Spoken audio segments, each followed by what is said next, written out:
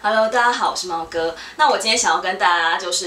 分享爱马仕最常见的7种的普通皮革。那这7种普通皮革呢，刚好我都有使用。那今天分享的重点，我会告诉大家我自己使用这些皮革的一些感想，包含它的优点跟缺点，跟你要怎么使用这些皮革，这些皮革才不会受伤。那也包含说，今天如果你特别喜爱爱马仕的某个包型，什么样的包型适合什么样的皮革，有兴趣的话，我们就继续往下看。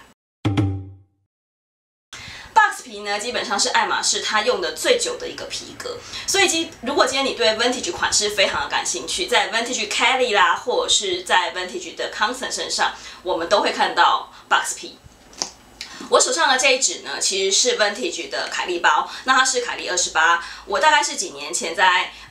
东京的二手店买的。那这只包已经1984年了，其实大家可以看到 box 皮最大的特色就是光泽感非常非常的好。我们用近一点看，大家可以看到它光泽感的样子，然后包含整个样子，就是越使用呢，光滑度会越高。这个包包其实是黑色的，但它在不同的光线之下会呈现墨蓝色的样子。那我自己觉得 box 皮它最大的一个优点就是它很轻，它大概是普通皮革里面最轻的一个皮革。然后另外是它的这个皮革是你就是要很长的使用，使用完之后它的光泽度才会好，而且它的光泽感有一种高贵的感觉，所以我个人是非常的喜欢 box 皮。但是很多爱马仕的老粉应该对这个皮革就是又爱又恨。爱的是它很美很高雅，但恨的就是这个皮革非常的娇贵。它最娇贵来自于2点，第一点是它很怕水，下雨天这个包呢，我基本上是不会带出门的。第二个呢是很多人觉得它是一个很容易刮伤、划伤的包款。给大家看，刚刚有给大家看细节嘛？其实基本上我用这个包也好多年了。那因为这个包是1984年到现在，所以它已经使用很久的。在一些细节的部分，大家可以看到它会有使用的痕迹，但刮痕其实老实说，我自己觉得不明显。最主要的原因是因为 box 皮，只要你的使用上是正常的使用，刮痕不要是那种用力的刮痕，它其实是可以皮革有自动修复的功能。微微的刮痕用久了之后呢，其实皮革它会慢慢的变淡。所以我个人觉得 box 皮其实也是一个，如果你喜欢 vintage 复古感的人，非常可以试的一个皮革。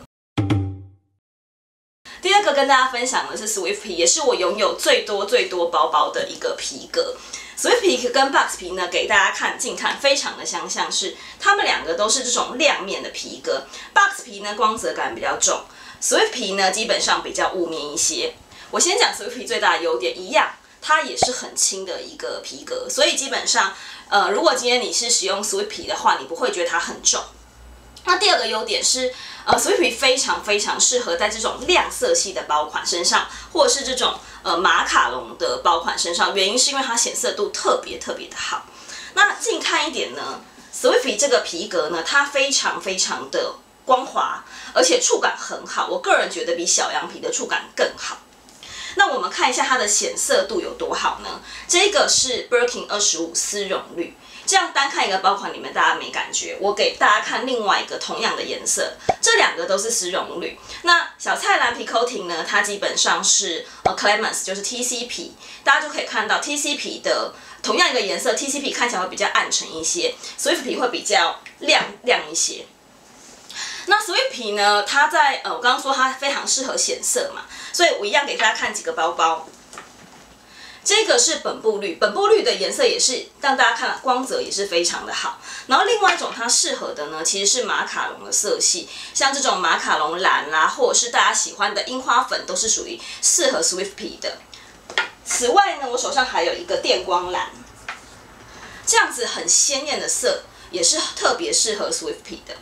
大家有发现吗？我买的所有 Swift 的包包都是小包，最主要的原因是因为这个皮革它很软，如果你用在大包身上，它会很塌。所以如果大家今天要买 Swift 皮，喜欢这样的显色感的话呢，建议大家买的是小的包型，特别推荐像是In the Loop 的腰包啦，Birkin 25啦，这样子的小包比较适合，而且特别推荐大家鲜艳的颜色或者是粉嫩的颜色。那当然，大家也会很担心说，Swift 皮会不会很容易刮伤？我必须要说，其实我觉得刮伤还好，它跟box 皮是一样的，就是它是可以自然修复的。但比起刮伤，我个人觉得 Swift 皮在收纳的时候要非常小心是。假如你的包包跟我一样是有这种金属的，大家记得收纳的时候要把金属拆掉，原因是因为 Swift 皮它很容易塑形，就是它很软嘛，所以如果你金属是这样子收纳，你压着它收纳，最后这个包包就会有痕迹。当然你用你可以一段时间之后，你会发现它会慢慢的恢复，但是我还是会建议大家收纳的时候，金属一定要拆开。第三个呢，应该就是大家进场爱马仕通常大家会选的第一个的皮革叫做 Togo 皮。我们近看一下 Togo 皮。刚刚介绍的皮革呢，都是非常的光滑亮面。Togo 皮是一个基本上纹路很鲜明，然后它的纹路基本上是比较小的。然后通常 Togo 皮会跟 Clemens 做比较，我们可以先看一下它们两个的比较。Togo 皮的纹路呢基本上比较小 ，Clemens TC 皮呢纹路比较大。那 Togo 皮它最大的一个优点是很耐用，大家可以看到我的手指甲这样子，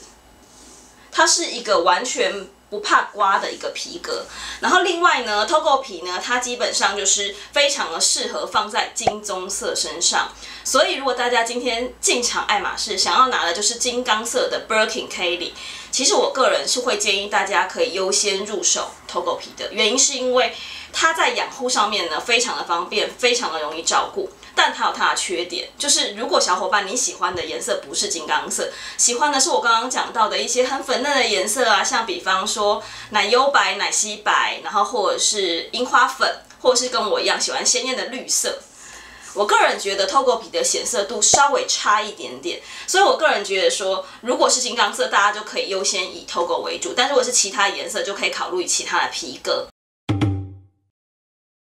那讲到 Togo 皮，大家接下来一定会想到它的好伙伴，就是很常拿来比较的，就是 Clemens 皮革，又俗称的 TC 皮。TC 皮呢，它跟刚刚我们讲的 Togo 皮呢的差异是，它的这个纹路会更深，然后所以一样，它跟 Togo 皮一样超级耐刮，它其实比 Togo 皮还要耐刮，你怎么刮它都没事。所以基本上使用 Togo 皮Clemens 跟 Togo 皮最大的好处就是不怕刮。然后大家可以发现一件事情，就是 Clemens 皮啊，大量的使用在3个跑款，第一个就是 Picotin， 那第二个呢就是Mini Evelyn 或 Evelyn， 然后以及Lindy。那为什么它会使用在这3个包款呢？最主要的原因跟皮革的特性有关系。Clemens 皮是一个垂坠感非常好的皮革，大家可以看，它用久了，其实它就是会软软的。那这样子的皮革的特性会让它有一种随性。然后会感觉看起来非常的 casual 的感觉，所以它就会用在这种 casual 的包包。我刚开始买 Picotin 的时候啊，我个人觉得就是这个皮革太好照顾了，所以我就是每天都用，包含下雨天，一直到有一天我发现，原来 Clemens 皮超级的怕水的，所以一旦大家买了这个皮革，我强烈建议大家下雨天千万不要用，原因是因为一旦你用了它，你就要赶快的处理，原因是因为如果你让水渗进去了，这个皮革呢，它基本上是会出现所谓的水泡或是水痕的。所以 Clemens 皮最大的一个缺点就是它很怕水，大家记得了，千万不要下雨天用。然后另外呢，这个皮革呢，基本上是我觉得算是爱马仕的普通皮革里面最重的一个。所以如果今天你是用在大的包款，又是 Clemens 皮，基本上是非常的重的。第5个皮革呢，也是非常多刚入坑爱马仕的人会选的一个皮革，叫 Epsom 皮。其实我觉得多数的人入坑爱马仕之后，大家都会先想要选一个非常好照顾的皮革，所以一般人不会选，不是 Togo， 就是现在我要介绍的 Epsom 皮。大家可以近看 Epsom 皮。Epsom 皮革跟刚刚的 Togo 皮最大的差异是它的压印纹非常的怎么说？非常的固定。就是它是一个很制式化的感觉，那大家如果近看的话，你会觉得它的皮革上面好像有处理过。没错，这是一个爱马仕少数的人工压制的皮革。大家可以看，这个也是 Epsom 皮，一样，它的纹路是非常的平均的分散的。那它的纹路基本上比 Togo 再小一些些。Epsom 皮。那 Epsom 皮基本上我觉得它的显色度算是还不错的，这个是所谓的猩红色，那这个是墨西哥玫瑰粉，在鲜艳色的显色度是不错的。那刚刚我给大家看的 Constant 这个是玛瑙蓝，在这种比较稍微深一点的颜色，显色度其实也还算 OK， 但它基本上就是一个雾面的包包的感觉。那 Epsom 皮几个的优点，第一个就是它是一个人工压制的皮革，所以它满足了很多爱马仕的客人的一个需求，就是希望包包很好照顾，所以一样你怎么刮它基本上都不太有影响。另外是爱马仕有很多皮革都很怕水 ，Epsom 皮算是里面相对来说不太怕水的一个皮革，不怕水而且耐刮，等于就是可以日常使用的意思。那这个皮革最大的特色是它非常的硬挺，所以它基本上会用在很多这种你看结构性很强的包，所以基本上大家在 Constant 身上或者是在马赛克身上很常看到这个皮革。那有些小伙伴呢，他在选 Epsom 皮的时候，他会用在像 Birkin 的外缝包款，原因是因为会比较硬挺的关系。有些人特别喜欢硬挺的样子，那他就可以看 Epsom 皮。那 Epsom 皮比较大的一个缺点是，有些人觉得这个后天压制的纹路啊比较不自然，所以有些人会觉得有一点点塑胶感。我个人是觉得这件事情还好，但是使用 Epsom 皮最需要注意的一件事情是，它虽然非常的耐刮，但请大家不要真的用力的把它刮伤，原因是因为 Epsom 皮它一旦受伤了，它是一个没有办法修复的皮革。第六个皮革呢，算是比较新的一个皮革叫 Evercolor。那这个皮革我觉得它最大的一个特色就是它集合了很多包包的优点，皮革的优点。我觉得基本上给大家近看这个Evercolor 这个皮革，基本上它是一个就是摸起来也是光滑的，但如果大家近看的话，你会发现它是有纹路的。我们跟 Togo 皮做一个比较。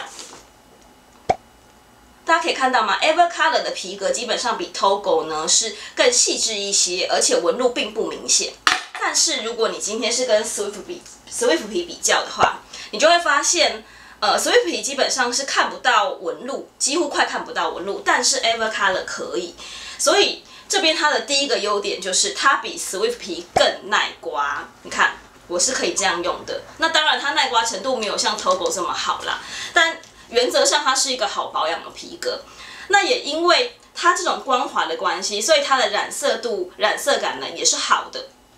所以它基本上也很常使用在这种亮色系的包包或粉嫩色系的包包。所以今天如果你非常偏好亮色跟粉嫩色系，但你又觉得 Swift 皮实在太难保养了，那我就会建议大家选的是 Evercolor 这样的皮革。然后它的另外一个优点是，它比 Togo 皮还要轻，而且应该说它比 Togo 啦、Clemens 比这些皮革都还要轻。所以今天如果你要选一个比较大的包款，用 Evercolor 这样的皮革来说呢，它会让你的包包不会太吃重。那目前 Evercolor 这个皮革大量的使用在 Mini Hoodie 跟 Hoodie 这个包款。那最后一个皮革呢，是属于普皮里面相对来说价钱比较高昂的山羊皮。那我手上其实只有一个山羊皮，是 Missouri 这个皮革，给大家近看一下。Missouri 这个皮革最大的特色是它就是长得有像怎么讲水波纹，这个是嫩芽黄的颜色，那里面呢是 Nata 就是奶油白的颜色，所以大家可以很明显的看到，它也是一个不太怕刮的，你这样刮其实它也是非常 OK 的。那我个人觉得就是像我自己是喜欢鲜艳的颜色或是粉嫩的颜色的人嘛，我自己觉得就是如果今天你觉得 Swift 皮真的太难怎么样 take care 的话，其实我觉得如果你碰到 Missouri 这个山羊皮的话，其实是可以收的。原因是因为它在染色度上面也是好的，但是呢，它基本上好保养许多。第一个不太怕水，然后第二个呢是其实也是耐刮的一个皮革，然后重点是这个皮革是轻的。不过现在目前呢，我发现 Missouri 的皮革只会用在一些小的包款，像比较常见就是像 Bastia 这样子的零钱包，或者是Mini Burley 就是那个小饭团那个包款，或者是 Mini Kelly 这样子的包款。但如果看到的话，我会很建议大家收的。那这个就是今天要跟大家分享的，就是7种皮革。那如果大家呢有其他想知道的，然后我没有讲到的，也欢迎在下面留言给我，或者是说，因为其实我收集爱马仕我也没有真的收集这么多的包包啦，所以也许有一些皮革你觉得非常的好，然后你想要让我知道的呢，也欢迎你们告诉我。那最后呢，希望就是大家如果喜欢这支影片的话呢，要记得点赞跟订阅哦。